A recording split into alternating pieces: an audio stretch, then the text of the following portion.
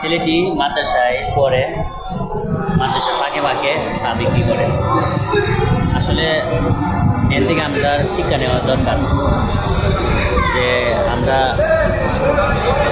ছেলেটি অনেক ছোটো তারপরও মাদ্রাসা পড়ে চা বিক্রি করে, কিন্তু একবার চিন্তা করে দেখছেন কত মানুষ লেখাপড়া করে অনেক বয়সের দিক দিয়েও বড়, তারা কিছু করে না, বেকার।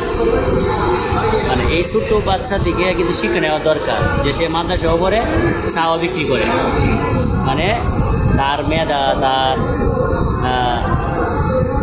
মেধাটা মানে ছোটোকাল থেকেই মানে কাজে লাগাইতেছে এবং তার যোগ্যতা সে এখনই তৈরি করতেছে। একদিকে বিজনেস, আরেকদিকে হচ্ছে মাদ্রাসা, একদিকে ব্যবসা আরেকদিকে মাদ্রাসা, তার দুইটা রাস্তা একসাথে তৈরি হইতেছে। মানে অনেক সুন্দর, মানে চিন্তা করলে এতে আমরা শিক্ষা নেওয়া দরকার যে আমরা প্রত্যেকটা মানুষের মধ্যে চেষ্টা থাকলে তাহলে আমরা অনেক কিছু করতে পারবো। আমার কাছে আয়সা বলতেছে মানে চা খাইবো কিনা, তারপরে আমি একটু চা নিলাম। চা কত বলে?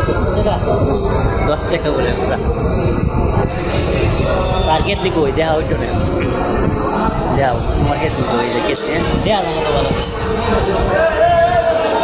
চার কেতলি দেখছেন আঙ্গাও স্যার চা বিক্রি করে, মাদ্রাসাও করে। তো আপনারা দোয়া করেন যাতে সে মাদ্রাসা লেখাপড়া করে অনেক বড় আলেম হইতে পারে, আর তার বিজনেস মানে ব্যবসাটাও অনেক বড় হয়। দোয়া করবেন। ভিডিওটা বেশি বেশি শেয়ার করে দিবেন সবার মধ্যে।